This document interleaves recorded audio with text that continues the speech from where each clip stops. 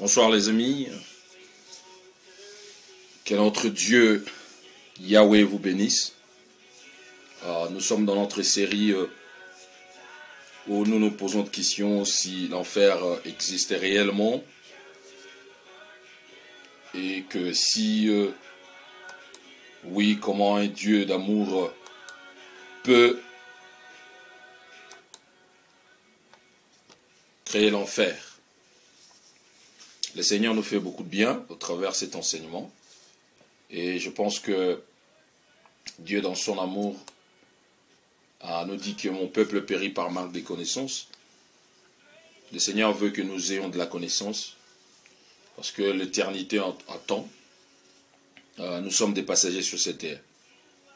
Si nous regardons tout autour de nous, nous allons voir que nous avons beaucoup de frères et sœurs qui ne sont plus avec nous. Ils nous ont quittés.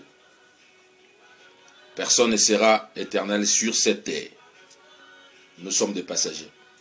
Et nous devons nous poser la question, comme nous avons dit hier, d'où venons-nous ou où allons-nous?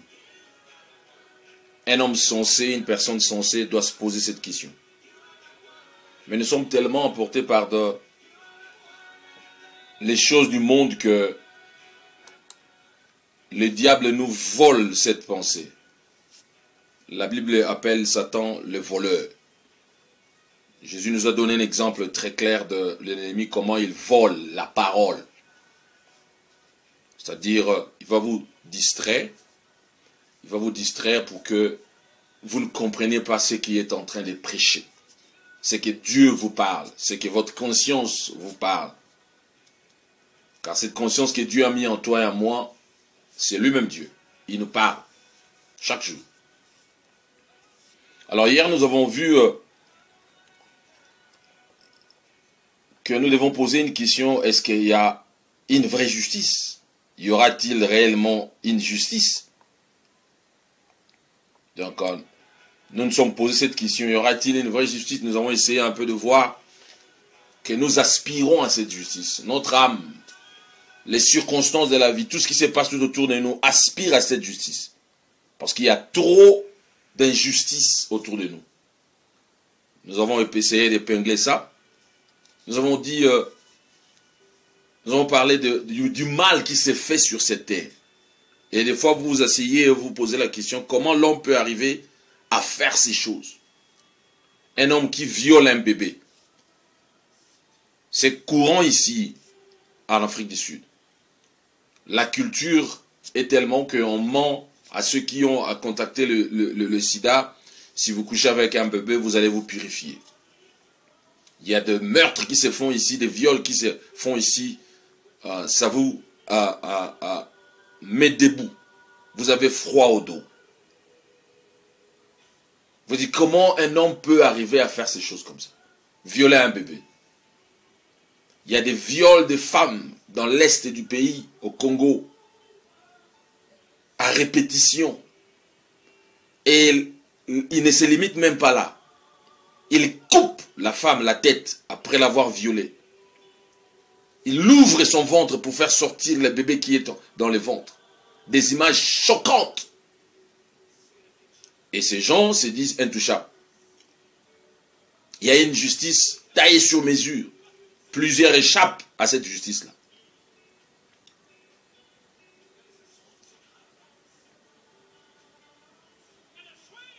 Il y a ceux qui font des filles, des esclaves. Ils enlèvent des jeunes gens, des jeunes filles, esclaves sexuels. Les hommes riches, on enlève des gens, on coupe on prend leurs reins. On prend une partie de leur corps pour guérir un riche quelque part qui a un problème rénal. C'est tellement odieux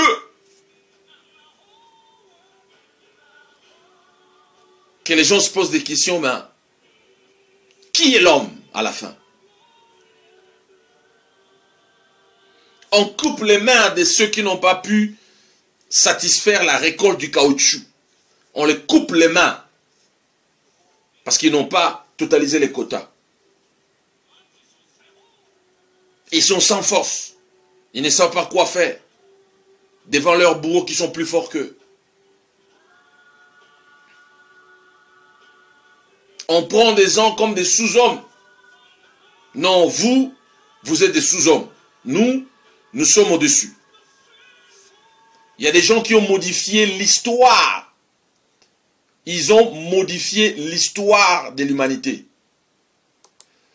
Et en modifiant l'histoire de l'humanité, ils l'ont fait pour garder la supériorité sur certaines personnes, sur certains pays ou sur certaines classes sociales. Ils ont modifié l'histoire, ils ont menti sur toute la ligne pour garder des secrets. Et pendant des années, des siècles, ces mensonges restent cachés. Et on se pose des questions. Est-ce que ces mensonges, un jour, la vérité va se révéler? Oui, mes bien-aimés, la vérité va se révéler un jour, car il y aura un jugement vrai.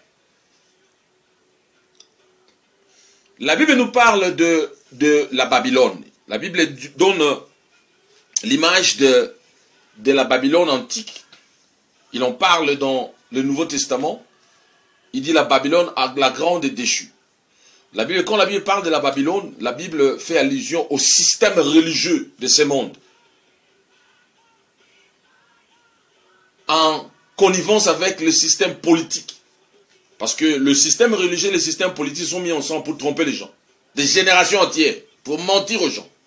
Et la Bible appelle ça la Babylone la grande. Babylone la grande.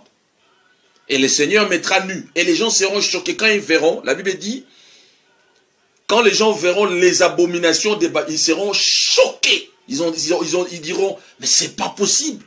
Donc vous faisiez ceci. Donc tout sera révélé, tout est à nu et à découvert. Quand le jugement aura lieu. Et bien aimé, plusieurs personnes, comme nous avons dit hier, ils ont cette pensée en eux. Ils savent qu'il y aura un jugement. Ils savent. Ils savent. Plusieurs. Ils savent.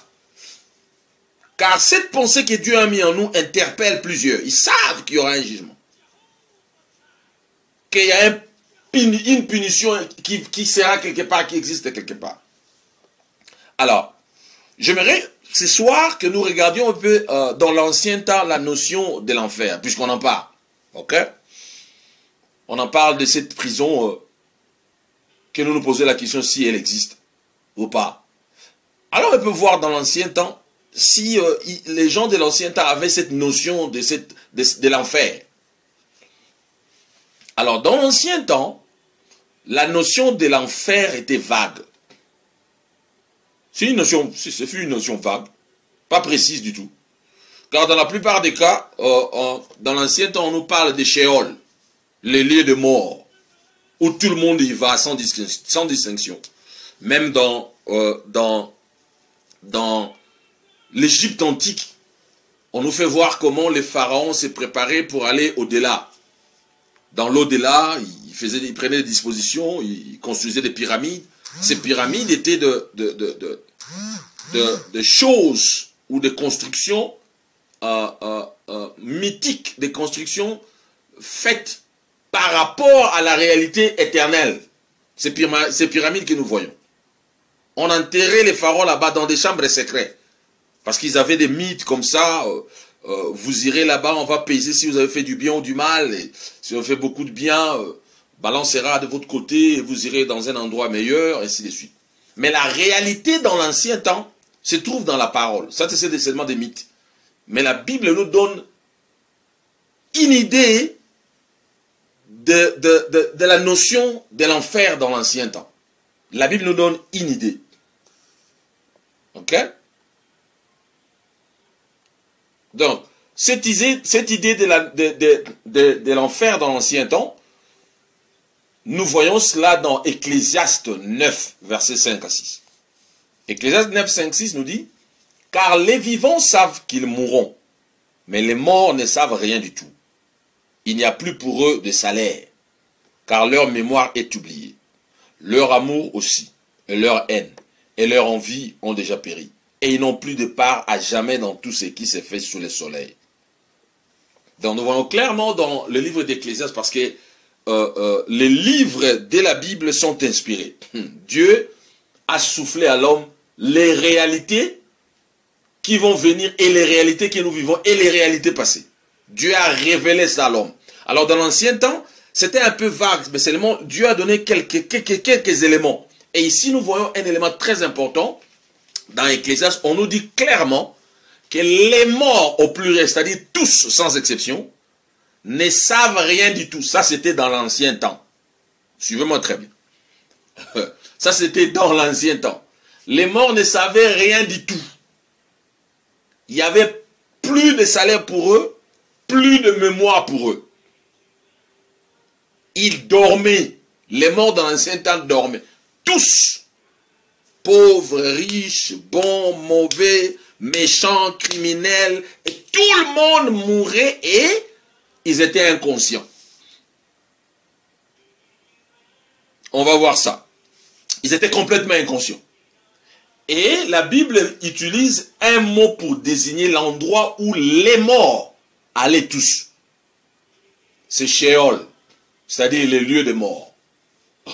La Bible appelle ça Sheol, les lieux des morts. Tous allaient dans un... Les pharaons, les David, c'est choquant, n'est-ce pas?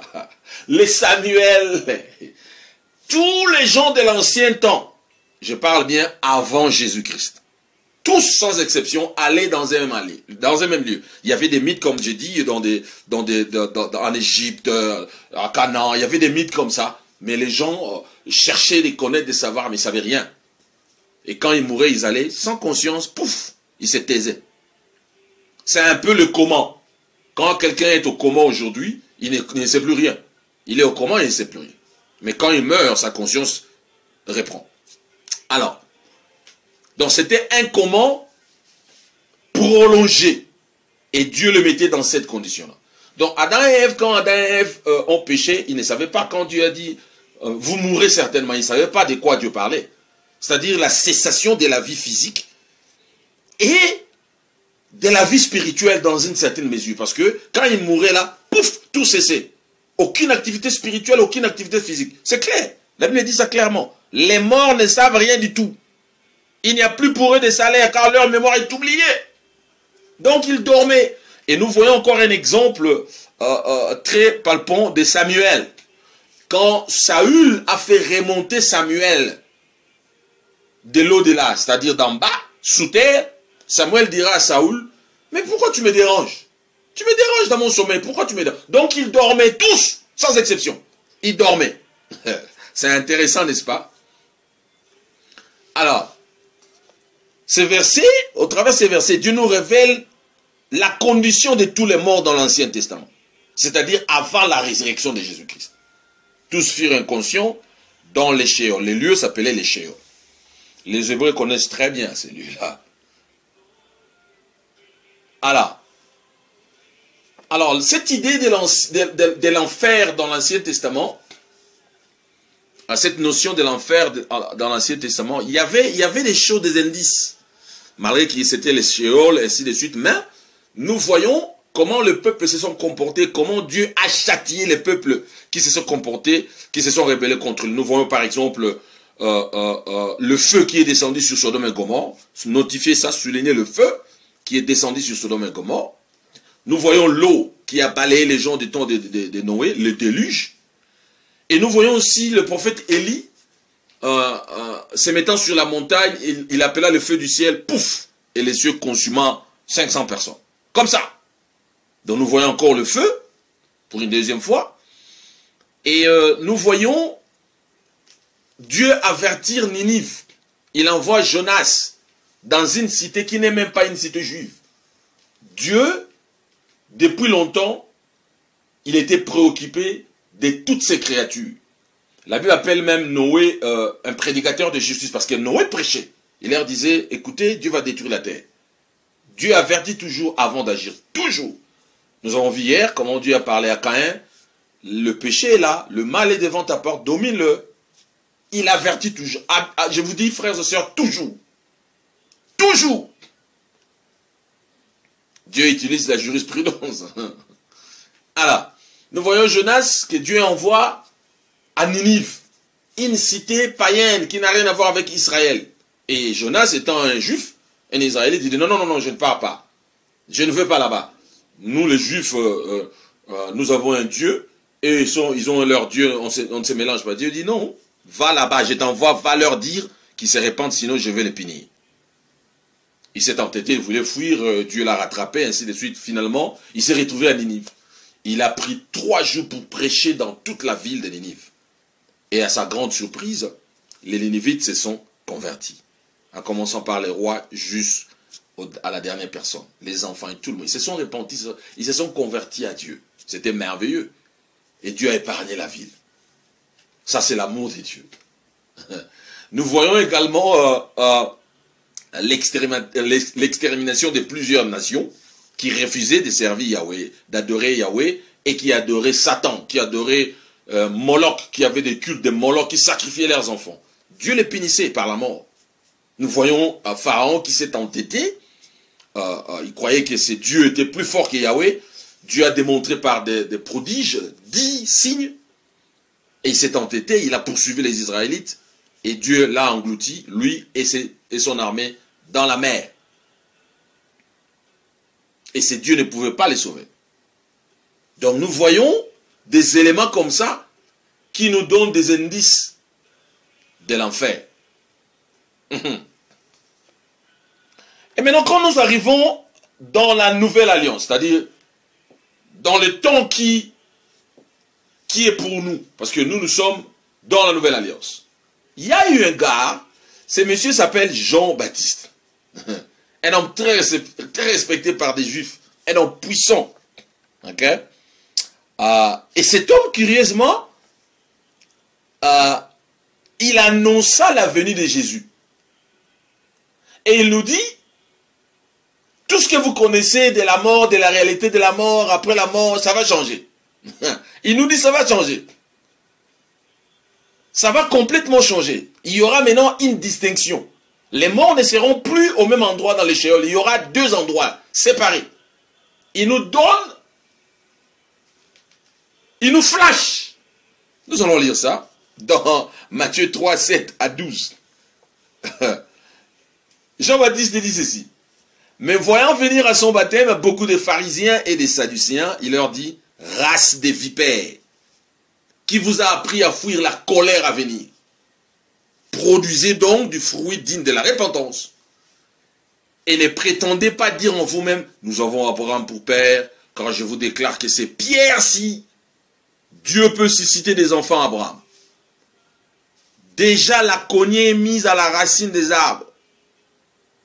Tout arbre donc qui ne produit pas de bons fruits sera coupé et jeté au feu. Soulignez feu.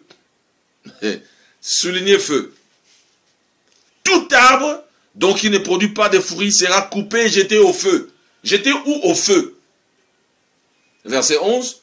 Moi je vous baptise d'eau pour vous amener à la repentance. Mais celui qui vient après moi est plus puissant que moi. Je ne suis pas digne de porter ses souliers. Il vous baptisera du Saint-Esprit et de feu. Soulignez encore feu pour la seconde fois. Dans le même contexte, feu, feu. Verset 12. Il a son vent en la main, il nettoyera son air et il amassera son blé dans les greniers, mais il brûlera la paille dans un feu qui ne s'éteint point. 3e fois feu. Alors, Jean-Baptiste vient changer la donne. Il change complètement la donne. Il dit, hé, il y a le feu qui arrive. Vous savez, ces versets, Jésus vous baptisera du Saint-Esprit de feu. Plusieurs personnes ont confondu en disant que ce feu-là, c'est le feu du Saint-Esprit. Non, ça n'a rien à voir avec le feu du Saint-Esprit. Ça n'a rien à voir avec le feu du Saint-Esprit. Rien du tout. Rien à voir avec le feu du Saint-Esprit. Le feu ici, c'est l'enfer. Le feu ici, c'est la géhenne. Il parle il dit clairement feu. Au début là, il continue, il dit encore feu. Quand il dit, il va vous baptiser du feu. C'est-à-dire quoi? Le baptême, c'est immerger, plonger quelqu'un. Et quand nous regardons dans l'Apocalypse, nous voyons que la Bible dit, les faux prophètes, l'antichrist, et tous ceux qui les servaient, ainsi de suite, les impudiques, et ils étaient dans l'enfer, l'enfer a remis les gens, on a jeté dans les temps de feu, on l'a pris tous ceux, on l'a jeté dans les temps de feu. c'est-à-dire plonger dans les temps des feux. C'est un baptême. C'est un baptême. C'est ça dont Jean-Baptiste parle ici. Ça n'a rien à voir avec le Saint-Esprit. Le Saint-Esprit, vous voyez, il y a une conjonction. Donc, il y a deux choses différentes. Deux choses différentes. Deux choses différentes. Et Jean-Baptiste ajoute un feu qui ne s'éteint point. Waouh! Bien-aimé dans le Seigneur, ça c'est très scary. Ça fait peur. Il dit, va prendre la paille, il va brûler la paille et va jeter la paille dans les temps de feu le feu qui ne s'éteint point. La paille, c'est qui? Il parlait aux pharisiens, à tous ceux qui venaient vers lui, race des vipères. Vous devez vous convertir, vous devez vous repentir et se convertir réellement. Ne venez pas faire le mascarade ici parce que ce type-là qui vient après moi, il est plus puissant que moi, il ne badine pas. Ne faisez pas semblant ici, non, nous voulons être baptisés, après vous rentrez dans vos choses. Non. Et Jean-Baptiste avait raison parce qu'il a vu. Et les pharisiens sont rentrés dans les mêmes choses, ils sont venus se faire baptiser. Après, ils sont allés dans les mêmes choses. Et effectivement, Jésus a brûlé la paille, il les a jetés dans le feu qui ne s'éteint point. Donc, nous voyons une deuxième personne à part Jésus-Christ que nous avons étudié hier. Nous avons une deuxième personne qui nous parle du feu, qui nous parle de l'étang du feu, qui nous parle de l'enfer. Clairement. Mais non, c'est le début de la nouvelle alliance. Ce n'était pas encore introduite, mais il nous lance déjà la nouvelle alliance. Parce qu'il dit, voici l'agneau de Dieu qui ôte les péchés du monde. Quand il parlait de Jésus. Donc, il a annoncé les couleurs, Jean-Baptiste. Alors, quand Jean a parlé comme ça, peut-être les Juifs n'ont pas saisi la pensée. Peut-être, je dis bien peut-être. Ou toi et moi aujourd'hui, peut-être nous ne pouvons pas saisir cette pensée. Voyons un peu maintenant, Jésus prend les relais. À partir de ce que Jean a dit, il prend les relais. Ok? Jésus va éclaircir cette réalité. Maintenant, nous avons dit, dans l'ancien temps, c'était un peu vague. Mais nous avons des indices. Et dans l'ancien temps, tout le monde allait dans un même endroit. C'est clair dans la parole. Il n'y avait pas de distinction. Rien du tout. Nous allons voir ça noir sur blanc. Et Jésus vient, tout d'un coup, Jésus raconte une histoire, anticipativement. Jésus parle dans Luc 16, 19 à 31, il dit ceci. Or, il y avait un homme riche qui se vêtait de pourpre et de fin lin, et qui faisait joyeuse chair, ou fêtait joyeusement, chaque jour, splendidement. Ça, c'est Jésus, notre Seigneur, qui parle. C'est lui qui est la vérité, qui connaît les tenants et les aboutissants, il connaît les tenants et l'aboutissant, il connaît le passé, le présent, le futur, il connaît toutes choses. Verset 20. Et il y avait un pauvre nommé Lazare couché à sa porte, tout couvert d'ulcères, qui désirait se rassasier des miettes qui tombaient de la table du riche. Mais les chiens aussi venaient lécher ses ulcères. Et il arriva que le pauvre mourut, qu'il fut porté par les anges dans les seins d'Abraham. Et le riche aussi mourut, et fut enseveli. Oh, il y a une distinction qui se porte ici maintenant.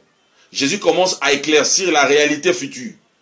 Il arriva que le pauvre mourut et qu'il fut porté par les anges. On le transporta. Donc il n'alla pas en dessous, mais il alla au-dessus. On le transporta. Mais dans l'ancien temps, tout le monde allait en dessous. Samuel, les pharaons, tout le monde allait en dessous. Nulle part dans l'ancien temps on nous parle des gens qui sont morts, qui sont partis au-delà, qui sont partis au-dessus. Nulle part. Nulle part. Ça n'existe pas. Je parle bien des gens qui sont morts, qui sont partis au-dessus. Nulle part. Ça n'existe. Tous ceux qui mouraient, on les enterrait. La Bible dit, ils descendaient dans les séjours des morts, dans les Sheol. Ils descendaient en bas. Tout le monde, dans un même endroit. Et ici, Jésus commence à nous éclairer. Il dit, le pauvre mort, on l'a transporté dans les seins d'Abraham. Ah bon? Donc maintenant, il y a un endroit qui va venir qu'on appelle le sein d'Abraham. Parce que Jésus n'est pas encore mort. Hein. Il n'est pas encore mort ici. Qu'on appelle les seins d'Abraham. Donc dans l'ancien temps, et les Abraham qui mouraient allaient dans un même endroit. Dans un même endroit. Cette parabole ou cette vérité, ce n'est même pas une parabole, c'est une vérité, c'est anticipatif. Jésus parle de ce qui va arriver après sa résurrection. Nous allons voir ça. Et le riche aussi mourut et fut enseveli. C'est très clair ici. Hein? Les riches alla en deçà ou en dessous, et le pauvre, piouf, il monta. Et en enfer ou en Hadès, les riches levant ses yeux, comme il était dans les tourments, il voit de loin Abraham et Lazare dans son sein. Waouh!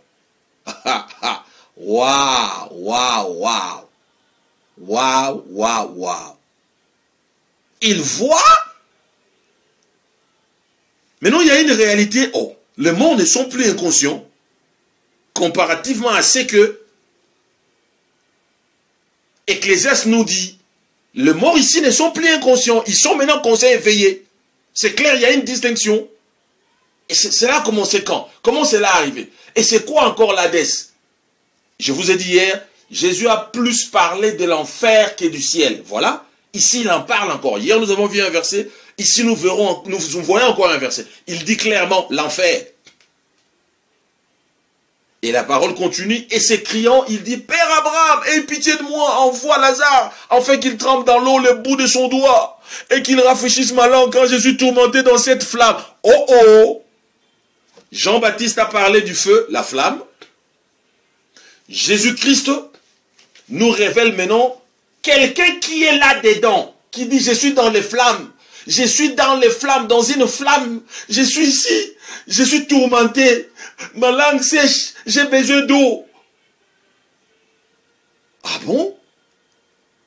La parole continue en disant, mais Abraham dit, mon enfant, souviens-toi que tu as reçu tes biens pendant ta vie. Et Lazare, pareillement les mots.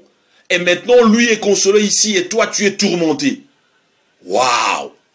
Donc, il y a un endroit où les gens iront, qui sont mauvais, qui seront tourmentés. C'est un endroit du feu. Jean-Baptiste en a parlé. Jésus l'a parlé hier, nous avons vu. Jean-Baptiste a précédé. Il a dit ça avant même que Jésus le dise. Il a annoncé. Et Jésus commence maintenant à nous clarifier. Ah bon? Parce que les gens étaient réunis et écoutaient Jésus. Donc Jésus leur raconte ce qui va arriver après votre mort. Voici ce qui va arriver après votre mort. Il n'y aura plus l'Ensangana. Il n'y aura plus un seul endroit. Il y aura deux endroits. Et cela est arrivé quand? Comment cela est arrivé? Nous allons voir ça. Qui a fait ça? Nous allons voir ça. Ah, Jésus est merveilleux. La Bible dit Jésus détient la clé de la mort et du séjour des morts. C'est Jésus qui a la clé. Montrez-moi un homme sur cette terre qui a la clé de la mort. Montrez-le-moi, je vais le suivre, je vais fermer ma Bible, je vais brûler ma Bible, je vais abandonner la foi en Jésus-Christ, je vais suivre cette mort-là. Appelez-moi Bouddha, qu'il montre la clé. Appelez-moi Mahomet, qu'il montre la clé. Appelez-moi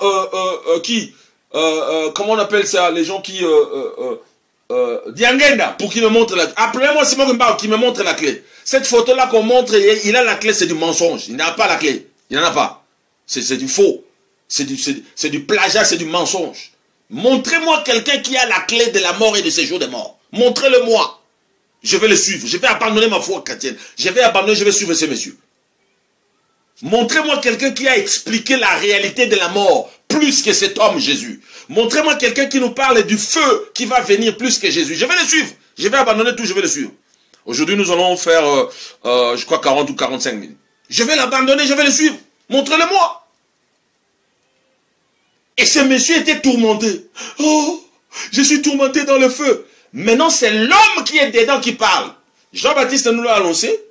Dans l'ancien temps, on a dit que tout le monde allait dans le même endroit. Et maintenant, nous voyons la distinction. Alors, Abraham lui répondit, non, mon enfant, toi, tu as reçu tes biens pendant ta vie. Hein.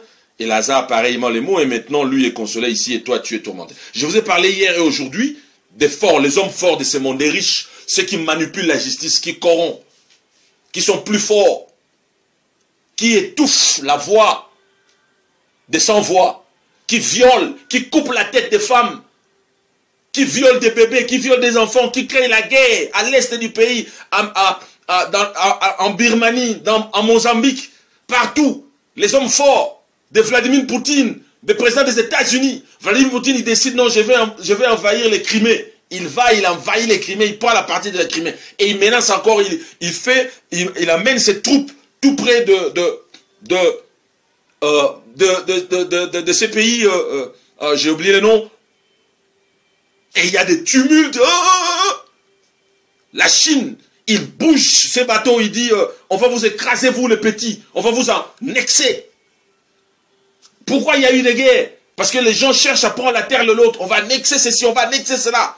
Hitler voulait conquérir le monde. Il dit, je vais prendre la Russie. Je vais prendre ceci. Notre race est supérieure. Mauvais riche. Dans la flamme. Oh, je souffre ici. Léopold II.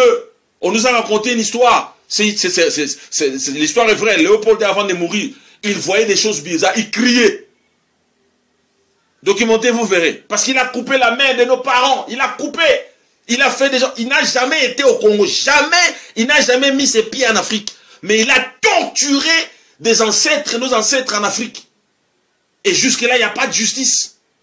À peine, la Belgique a demandé pardon floué avec... Il a remboursé peu d'argent comparé à tout. C'est une insulte.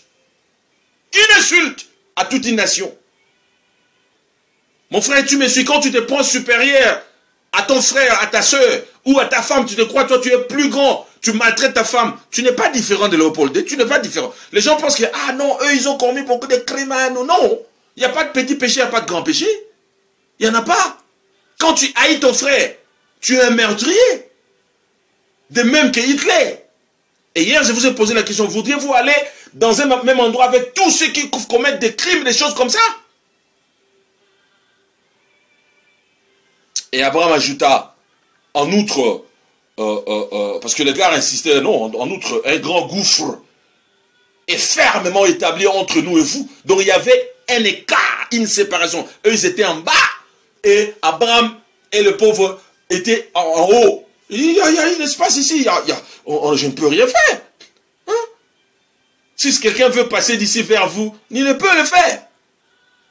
Ceux qui veulent passer ne pourront traverser. Je ne peux rien. Je ne peux rien. Et les gars disent, oh, je t'en prie, Père Abraham, d'envoyer dans la maison de mon père. J'ai 5 frères en sorte qu'il les adjure, de peur qu'eux aussi ne viennent dans ces lieux de tourment. Oh! Les morts étaient calmes, dormaient, ne connaissaient rien, leur moment était parti. La Bible nous dit dans l'Ecclésiaste, tout d'un coup, leur conscience est réveillée. Ils commencent à voir, nous souffrons ici, oh! Mais j'ai des frères, j'ai une famille là-bas. Donc je suis ici à cause de mes mal, de mes péchés. J'ai une famille. Please, envoie quelqu'un pour aller avertir là-bas. Ma famille n'est venue pas ici. Bien-aimé, les morts intercèdent pour vous. Mais cette prière, Dieu ne peut jamais écouter cette prière. C'est trop tard. Le mort intercède pour toi qui ne veux pas suivre Dieu. Pour toi qui sabote Jésus-Christ, qui néglige. Non, je m'en fous. J'irai vers mes ancêtres. Mais tes ancêtres sont dans le gouffre. Tes ancêtres sont dans le feu. S'ils ont cru en Jésus-Christ, oh, pas de problème. Là, le Seigneur l'a récupéré. Mais s'ils n'ont pas cru, ils sont dans le feu. Toi, tu dis, tu iras vers tes ancêtres. Effectivement, s'ils sont là-bas, tu vas les rejoindre. Et ils prient. Ils disent, Dieu, envoie quelqu'un pour que mes ancêtres, mes cocos ne viennent pas ici. Mes grands-petits-fils ne viennent pas ici. S'il te plaît, Dieu, ils pleurent. Vous savez ce que le père Abraham lui a dit? Abraham lui dit, mais non, ils ont Moïse et les prophètes qui les écoutent. Hein. C'est-à-dire, ils ont la loi et les prophètes. Voilà, posons un peu ici. Quand Jésus dit à ces messieurs, ils ont Moïse et les prophètes. Je vous ai dit, Jésus nous a donné cette vérité anticipativement parce qu'il n'était pas encore mort. L'évangile n'était pas encore accompli parce que l'évangile c'est la mort et la résurrection de Jésus-Christ. C'est-à-dire la venue, la naissance, la mort et la résurrection. C'est ça la bonne nouvelle. Donc l'évangile n'était pas encore accompli. Donc Jésus utilise encore l'Ancien Testament, l'Ancienne Alliance. Il parle seulement de Moïse et des prophètes. Point. Donc, ce récit, c'est un récit projecteur. Donc Jésus nous fait voir ce qui va arriver après sa résurrection. C'est clair dans la parole. Nous allons voir ça. Nous allons voir, bien aimé. Alléluia, j'aime la parole de Dieu. La parole de Dieu, c'est un système, c'est un tout. Vous ne pouvez pas prendre un verset, vous isoler, vous dites non, vous faites une religion par un verset, vous êtes foutu. Il faut prendre un tout, ça c'est complète. Mais ça ne se contredit jamais. Donc quand Jésus parle de Moïse et les prophètes, il est toujours dans la même voie que Jean-Baptiste et tous ces gens-là. Mais il nous dit, ça change bientôt. Il dit, écoutez Moïse et les prophètes. S'ils écoutent Moïse et les prophètes, oh, il n'y aura pas de problème. Il n'y aura pas de... Parce que la loi est là. Les prophètes ont parlé. Qu'ils l'écoutent. Donc, les gens avaient la grâce de Dieu, ils étaient sauvés par l'évangile, je m'excuse, par la loi de Moïse et par les prophètes. Tous ceux qui suivaient la loi de Moïse et les prophètes, Dieu les sauvait, même s'ils allaient dans le même endroit. Nous allons voir ça.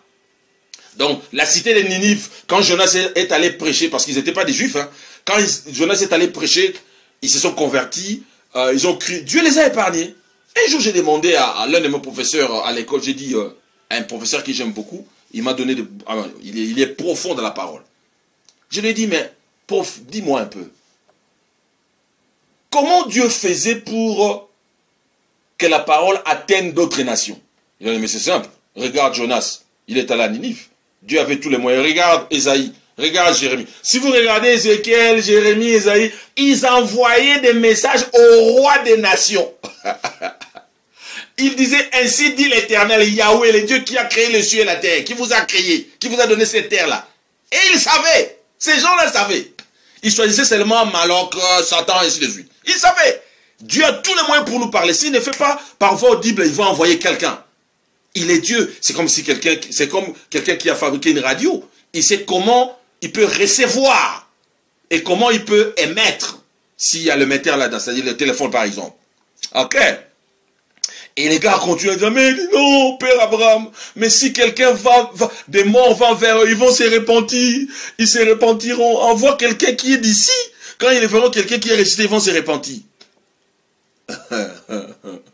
Père Abraham lui dit, s'il n'écoute pas Moïse et les prophètes, Freddy est en train de crier, de parler sur Facebook, de prêcher sur WhatsApp, patati patata. S'ils ne l'écoutent pas, ils ne seront pas persuadés non plus si quelqu'un est ressuscité d'entre les morts. Bien, mais nous connaissons les réalités, nous savons qu'il y a plusieurs personnes qui sont revenues d'entre les morts. Ils apportent même des témoignages. Est-ce que vous avez déjà cru à ça?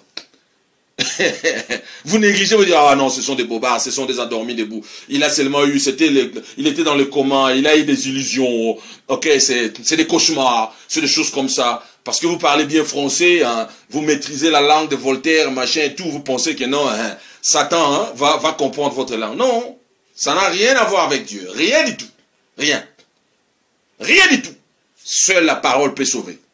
Seule la parole, pas les gens qui reviennent des morts, pas personne. Ah ah. Nous allons terminer, ce soir nous allons terminer dans quelques minutes, bien-aimés, nous parlons de et est-ce que l'enfer existe?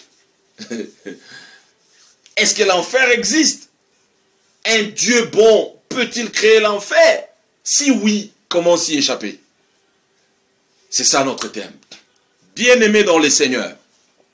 Demain, nous allons continuer, nous allons parler de ceci.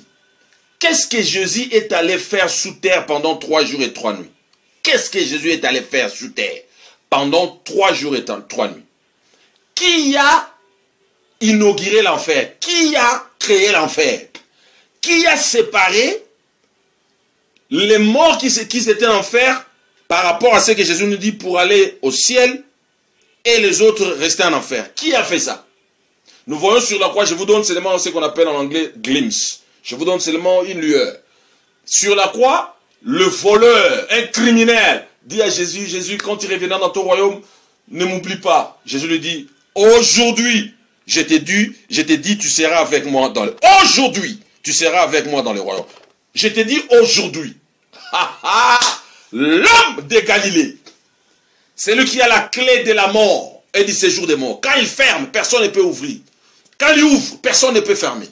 Il est Dieu. Il est l'alpha et l'oméga, le commencement et la fin, l'étoile brillante du matin. Il est notre genèse, il est notre révélation, notre apocalypse. Il est tout ce que nous pouvons penser, même nos cellules, c'est lui qui donne la vie. Hébreu nous dit, il soutient l'univers par sa parole. Frères et sœurs, Jésus soutient l'univers par sa parole. La distance qui sépare le soleil et la terre, notre terre, cette distance, depuis que Dieu Elohim l'a créé, ça reste comme ça.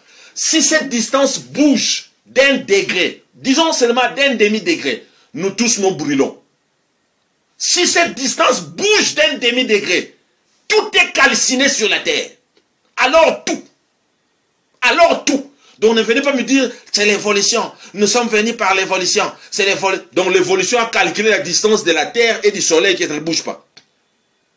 Mais si c'était l'évolution, que ça évolue. Oh Jésus! Je te bénis, car tu es Dieu. Je vais terminer aujourd'hui en disant, c'est une série, je vais terminer aujourd'hui en disant ceci. Craignons donc, tandis que la promesse d'entrer dans son repos subsiste encore, qu'aucun de vous ne paraisse être venu trop tard. Hébreux 4 et 11. Philippiens 2, 12. Ainsi, mes bien-aimés, comme vous avez toujours obéi, travaillez à votre salut avec crainte et tremblement, non seulement comme à ma présence, mais bien plus encore que je suis absent. 1 Pierre 4, 17. Car c'est le moment où le jugement va commencer par la maison de Dieu. Or, si par nous qu'il commence, quelle sera la fin de ceux qui n'obéissent pas à l'évangile de Dieu? Ce sont des paroles très fortes. On va en revenir demain. Bien-aimés, craignons donc. Ceux qui vous prêchent la grâce, non, nous sommes sur la grâce, frère. Faites ce que vous voulez, le sang de Jésus va vous couvrir. Frère, vous pouvez... Voilà pourquoi ils font des scandales, ils engrossent les sœurs à l'église, ils volent l'argent, ils font des bêtises, ils suivent le nom de Jésus. Le nom de Jésus est pris maintenant dans des théâtres, dans des sketchs, on se moque de Jésus. Il y a des acteurs d'Hollywood qui se présentent comme Jésus, ils vont, ils mentent aux gens, ils font des sketchs au nom de Jésus-Christ. C'est horrible, c'est abominable. La Bible dit, craignons donc. On ne se moque pas de Dieu. Craignons donc. Bien-aimé, c'est celui qui a le pouvoir de prendre notre vie. C'est celui-là. Au jour de la mort, l'homme n'a aucun pouvoir de résister. Les Lénines sont partis. Les Mao Tse-tung qui faisaient trembler l'Asie. Ils sont partis. Il est parti. Ils sont morts. Hitler, qui dominait le monde, il est parti. Hirohito est parti. Bouddha, n'en parlons même pas. Mais Jésus, il est vivant. Il est vivant. Tous les scandales que vous voyez dans des églises, c'est 1 Pierre 4, 17. Car c'est le moment où le jugement va commencer par la maison de Dieu. Hier, nous avons parlé des jugements, n'est-ce pas? Il y aura un jugement éternel vrai. Il y aura une vraie justice. Laissez-moi vous dire, chers chrétiens, le jugement a déjà commencé. Vous ne le voyez pas. Comment Dieu expose les faux qui se sont venus, des loups qui étaient parmi nous. Ils disaient non, nous servons Jésus. Mais ce sont des mercenaires, des gens qui volent l'argent, qui prennent l'argent des pauvres gens. Des anarcheurs, des voleurs, des hypocrites, des menteurs, qui font des dégâts dans la maison de notre Père. Nous-mêmes, le papa, nous souffrons. Nous souffrons. Nous travaillons dans la douleur. Nous travaillons pour que quelqu'un te donne quelque chose. Il faut transmettre. Eux, ils font des appels de fonds, ils prennent l'argent des jeux. Toi, tu me donnes comme ça. Toi, tu me donnes. Un jour, j'ai parlé à mes frères qui sont éparpillés dans le monde entier. J'avais une conférence avec eux. J'ai dit, frère, vous devez bénir le Seigneur parce que nous sommes sérieux. Vous savez que j'ai droit sur vos vies. Je peux dire, toi, tu m'envoies $300, toi 400, toi 500, toi 1000. Et tu es obligé de les faire. Comme les autres le font. Ils menacent les gens. Je leur ai dit. J'ai dit, mais je ne le fais pas. Pourquoi? Parce que je crains Dieu. Vous êtes des brebis du Seigneur. Vous ne m'appartenez pas, vous appartenez au Seigneur. Moi, je fais mon travail. Qu'il pleuve, qu'il neige, que je ne mange pas, c'est Dieu qui me récompense. Je m'en fous de ce que les gens pensent. Dieu dit, qui est ce serviteur quand le Seigneur viendra, qui donne la nourriture? La bonne nourriture au temps convenable. Craignons, frères et sœurs. Ne blaguez pas avec Dieu, craignons. Il a le pouvoir de vous envoyer dans la gêne, dans l'enfer. Jésus l'a déclaré. Nous allons continuer. Je pense que demain, ça ne sera pas le dernier jour parce que nous avons beaucoup à dire. Peut-être on va terminer lundi. C'est une série, Bayaya. C'est une série. Que le Seigneur vous bénisse. Nous allons prier. Éternel notre Dieu, merci parce que tu nous aimes. Jésus, tu nous avertis sur l'enfer. Seigneur, je prie que tu parles à tes serviteurs, à ceux qui sont en train de distraire tes enfants, qu'ils leur disent que l'enfer existe, qu'ils parlent au monde que l'enfer, il y a une prison éternelle, que ceux qui ont la possibilité de voir des rois, des présidents, des hommes forts de ce monde, qu'ils leur disent qu'ils seront jugés s'ils ne se répandent pas. Seigneur, je prie pour que la lumière touche les nations. Seigneur, je prie pour mon frère qui me suit, ma soeur qui me suit. Il a peut-être un problème, il a besoin d'une solution. Seigneur, par la parole, il est purifié, elle est guérie. il est délivré au nom de Jésus. Merci parce que Jésus, tu es notre salut. Tu es mort à notre place. Tu es allé en enfer pour nous, pour que nous ne puissions pas aller là-bas. Tu es monté sur la croix, tu as pris notre place. Seigneur, nous ne voulons plus aller là-bas. Non, Seigneur, nous gardons notre place en toi. Merci parce que nous sommes dans l'arche. Sois béni, ô Dieu, car il y a encore des multitudes qui vont venir. Merci Seigneur, la porte est encore ouverte. Nous te bénissons car tu es Père. Seigneur, si telle est ta volonté, que demain, Seigneur, nous, Seigneur de gloire, nous nous réveillons par la grâce et que nous puissions, Père éternel, avoir le temps de parler encore de toi. C'est en ton nom, Jésus, que nous prions pour une nuit douce et révélatrice. Amen. Merci bien-aimés, vous étiez nombreux à nous suivre ce soir. Que le Seigneur vous bénisse. Demain, nous allons continuer notre série. Je crois demain, nous serons en direct à partir de 20h35 ou 40. Ça ne sera pas 20h juste, parce que j'ai une formation à donner en ligne. Donc, ça sera 20h30, 20h35, 40. Je vais vous annoncer le temps. Merci beaucoup. Soyez connectés. Nous voulons aller jusqu'au bout et terminer ces questions et avoir des réponses par la parole de Dieu. Merci beaucoup. Que le Seigneur vous bénisse. Allez, bye bye.